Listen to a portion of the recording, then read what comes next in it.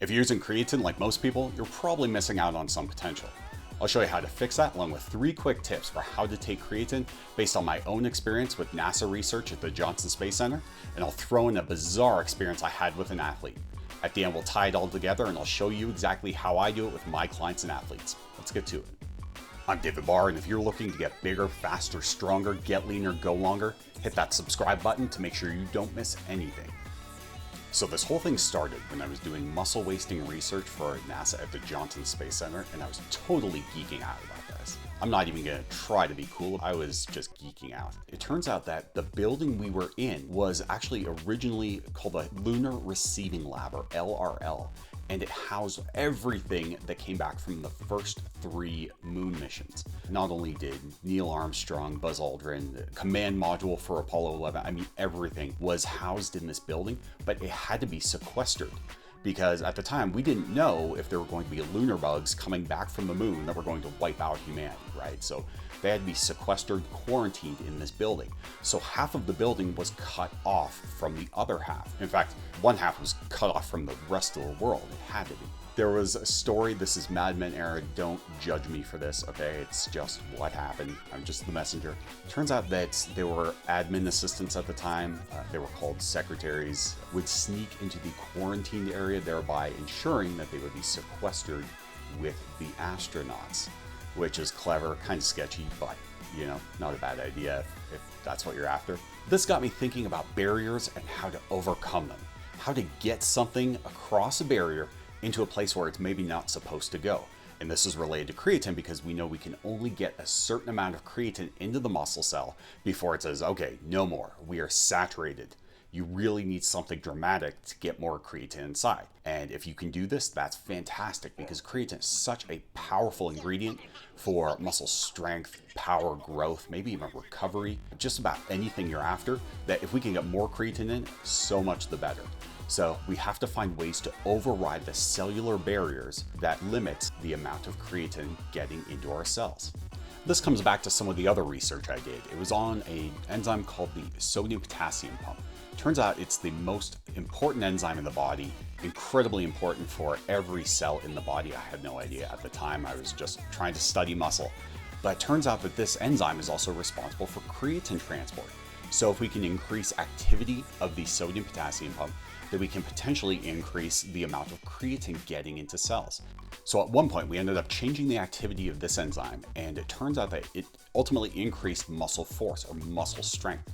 So by manipulating this enzyme, you can cause changes within the muscle, its properties, how it transports things like creatine, for example. So there's a really simple trick for how to manipulate that. And it's a little bit different than we've done in the past. Let's consider it an upgrade to our previous information, and it's something I'll show you how to do. Let's get to it.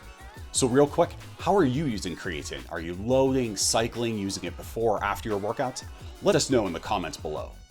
So I had a huge discovery when working with an athlete named Sean. He was a strength and power athlete, so creatine works perfectly with that, right? Unfortunately, I found out that creatine didn't work for him. He was a creatine non-responder. So there was something off there and I was trying to fix it. Well, ultimately we did, and it was a huge discovery. It was actually somewhat serendipitous in that I saw a picture of him after training. He had salt stains on his black shirt. So I asked him about it, and he seemed to think that I was kind of ripping on his fashion. I was actually asking him about how much he was sweating during his training. And it turns out he sweats a lot. Not only did he sweat a lot, but he was excreting a lot of sodium, a lot of salt in his sweat. So this gave me an idea, and it turned out to be a way to fix creatine supplementation for him.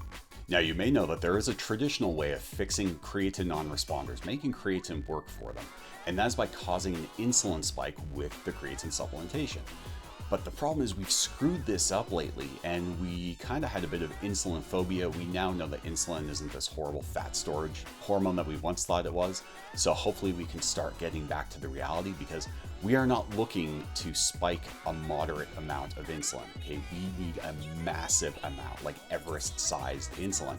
And for that, we need about 70 to 80 grams of a fast-absorbing carb. we really need to drive that creatine home. This is where it comes back to the research, back to that sodium potassium pump, or that master regulator enzyme that we were talking about, because that's exactly how the creatine and the insulin work together. The insulin will stimulate the sodium potassium pump to help drive the creatine in, help override the cell limitations of how much creatine the cell thinks it should have in there. You got to get around that. You got to get over it, under it, whatever you got to do. Make sure you get it there, and that is where the insulin comes into play. But there's the other trick to it, and this is the other key. So part one is the insulin spike. Part two is going to be adding the sodium and chloride. I mean, this is the simplest supplementation you could do. It is super cheap. I mean, just a sprinkle of salt, maybe more if you're a heavy sweater, or what's called a salty sweater, then you're going to be able to drive more creatine into the muscle, because the trick is not just the insulin, but the creatine is co-transported with sodium and chloride. So you need all three to get that massive boost. Because think about it, if you're having this massive insulin spike, the sodium potassium pumps are really revving up to drive that creatine in, well then potentially sodium and chloride could become limiting. So you want to make sure you supplement with those as well. So again, this is a super simple trick, something anybody can do. So give it a try if you are creatine non-responder, or you just want to get a massive boost out of your creatine. Simple, go for it. So how do we do it? Well, if you're dumping an extra 300 calories in your body, then you just have to account for that in terms of your daily caloric intake. Otherwise, it's not going to be a problem. Now, I like to do it either first thing in the morning or before or after a workout. Typically when we have less glycogen, or we are going to be burning through our muscle glycogen. Those are typically the best times to do it. Doesn't really matter which of those times. If you're going to load creatine, say 5 grams twice a day, then this could be done twice a day. Again, just keeping into account that caloric intake that you're putting in your body. Just have to adjust the rest of your diet. 300 calories isn't that big of a deal, or 600 calories if you're doing twice a day with the loading. And the loading can be done for, less than a month. It's not even necessary. I just like to get creatine levels as high as possible, as quickly as possible. So loading is typically something I would do. Don't want to use it on off days, not a big deal. Again, the big boost is going to come from that massive insulin spike plus the sodium and chloride. Give it a try. Here's a 3-point checklist you can use to see if you want to add creatine to your supplement regimen. Firstly, is there purity and banned substances testing on the specific product you want to use? In this case, yeah, you can find tons of tested products. That's especially important for athletes.